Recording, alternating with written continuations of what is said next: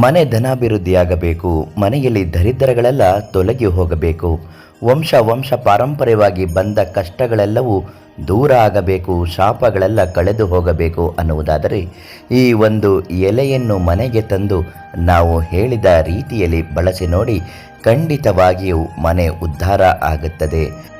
ಹಣಕಾಸಿನ ವಿಚಾರದಲ್ಲಿ ಸಾಕಷ್ಟು ತೊಂದರೆ ಅನುಭವಿಸುತ್ತಿರುವವರು ಇದನ್ನು ಮಾಡಲೇಬೇಕು.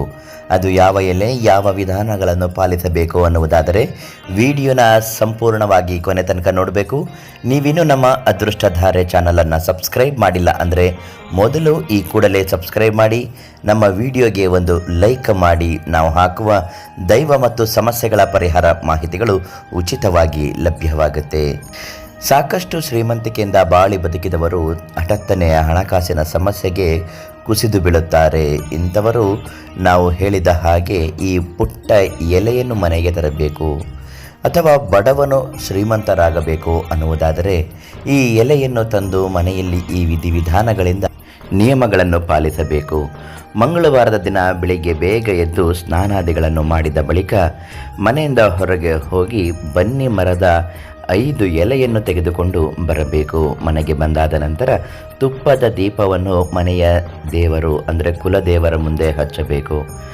ಬನ್ನಿ ಮರದ ಎಲೆಯ ಮೇಲೆ ಓಂ ನಮೋ ಲಕ್ಷ್ಮೀನಾರಾಯಣಾಯ ನಮಃ ಅಂತ ಬರೆಯಬೇಕು. ಅದನ್ನು ಯಾವ್ದ್ರಿಂದ ಬರೀಬೇಕು ಅಂದರೆ ಗಂಧದಿಂದ ಬರೆಯಬೇಕು. ಗಂಧ ಇಲ್ಲ ಅಂತಂದರೆ ಅರಿಶಿಣಕ್ಕೆ ಸ್ವಲ್ಪ ನೀರನ್ನು ಹಾಕಿ ಗಂಧದ ಕಡ್ಡಿಯಿಂದ ಅದನ್ನು ಬರೆಯಬೇಕು. ಅದನ್ನು ಬರೆದಾದ ಮೇಲೆ ತುಪ್ಪದ ದೀಪಕ್ಕೆ ಆ ಎಲೆಯನ್ನು ಹಾಕಬೇಕು. ಈಗ ಸಂಕಲ್ಪವನ್ನು ಮಾಡಬೇಕು. ಹಣಕಾಸಿನ ಅಭಿವೃದ್ಧಿಯಾಗಬೇಕು, ಮನೆಯಲ್ಲಿ ಏಳಿಗೆ ಆಗ್ತಾ ಇಲ್ಲ, ಮನೆಯಲ್ಲಿ ವಿನಾಕಾರಣ ಸಾಲದ ಸಮಸ್ಯೆಗಳು ಹೆಚ್ಚಾಗ್ತಾ ಇದೆ, ಮನೆಯಲ್ಲಿ ಯಾವುದೇ ಕಾರಣಕ್ಕೂ ತೊಂದರೆಗಳು ಆಗಿಂದಾಗೆ ಆಗ್ತಾನೇ ಇರುತ್ತೆ, ಇದೆಲ್ಲ ಕಳೆದು ಹೋಗಬೇಕು. ನಾನು ಇವತ್ತು ತುಪ್ಪದ ದೀಪನ ಹಚ್ತಾ ಇದ್ದೀನಿ, ಗಂಧದಿಂದ ಬರೆದಂತಹ ಬನ್ನಿ ಎಲೆಯ ವೃಕ್ಷವನ್ನು ಲಕ್ಷ್ಮೀನಾರಾಯಣ ದೇವರಿಗೆ ಅರ್ಪಿಸುತ್ತಿದ್ದೇನೆ, ಕುಲದೇವರನ್ನು ಪ್ರಾರ್ಥನೆ ಮಾಡುತ್ತಿದ್ದೇನೆ ಎಂದು ಮನಸ್ಸಿನಲ್ಲಿ ಹೇಳಿಕೊಂಡು ಯಾವುದೇ ರೀತಿಯಾದಂತಹ ಯೋಚನೆ ಮಾಡದೆ ನೀವು ಭಕ್ತಿ ಎನ್ನುವ ಸಂಕಲ್ಪವನ್ನು ಮಾಡಿ ಈ ರೀತಿ ಮಾಡಬೇಕು. ಇದಾದ ಮೇಲೆ ಆ ಎಲೆಯನ್ನು ತೆಗೆದುಕೊಂಡು ಬಂದು ತುಳಸಿ ಗಿಡದ ಬುಡಕ್ಕೆ ಹಾಕಬೇಕು. ಇದನ್ನು ಕನಿಷ್ಠ ಪಕ್ಷ 5 ವಾರ ಮಾಡುತ್ತಾ ಬನ್ನಿ. ಮನೆಗೆ ನಿಮಗೆ ಗೊತ್ತಿಲ್ಲದ ರೀತಿಯಲ್ಲಿ ನೀವು ಸಾಕು ಅಂದರೂ ಹಣದ ಆಗಮನವಾಗುತ್ತದೆ. ಕೆಲಸದಲ್ಲಿರುವವರಿಗೆ ಪ್ರಮೋಷನ್ ಸಿಗುತ್ತದೆ, ಸಂಬಳ ಜಾಸ್ತಿ ಆಗುತ್ತದೆ. ವ್ಯಾಪಾರ ವಹಿವಾಟು ಮಾಡುವವರಿಗೆ ಅತ್ಯದ್ಭುತವಾದಂತಹ ಲಾಭಗಳನ್ನು ಪಡೆಯುತ್ತೀರಿ. ಮನೆಯಲ್ಲಿ ಏಳಿಗೆ ಆಗುತ್ತದೆ. ಬನ್ನಿ ವೃಕ್ಷದಲ್ಲಿ ದೇವಾನುದೇವತೆಗಳ ಆವಾಸ ಸ್ಥಾನ ಆಗಿರುತ್ತದೆ. ಬನ್ನಿ ವೃಕ್ಷಕ್ಕೆ ಪೂಜೆ ಸಲ್ಲಿಸುವುದರಿಂದ ಯಾವುದೇ ರೀತಿಯಾದಂತಹ ಕಷ್ಟಗಳಿದ್ದರೂ ಕೂಡ ಪರಿಹಾರ ಆಗುತ್ತದೆ. ಜೊತೆಗೆ ಮಹಾವಿಷ್ಣು ಅನುಗ್ರಹ ಖಂಡಿತ ನಿಮಗಾಗುತ್ತದೆ.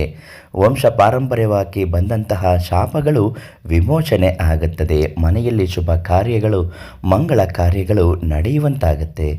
ಇನ್ನು ನಿಮ್ಮ ಜೀವನದಲ್ಲಿ ಅನೇಕ ಸಮಸ್ಯೆಗಳಿಂದ ಬಳಲುತ್ತಿದ್ದರೆ ಪ್ರಧಾನ ತಾಂತ್ರಿ ಕೀರ್ತಿ ಪ್ರಸಾದ್ ಗುರೂಜಿ ಅವರಿಗೆ ಒಂದು ಕರೆ ಮಾಡಿ ತಿಳಿಸಿ. ಉಚಿತವಾಗಿ ಎಲ್ಲ ಸಮಸ್ಯೆಗೂ ಶಾಶ್ವತವಾದ ಪರಿಹಾರವನ್ನು ನೀಡ್ತಾರೆ.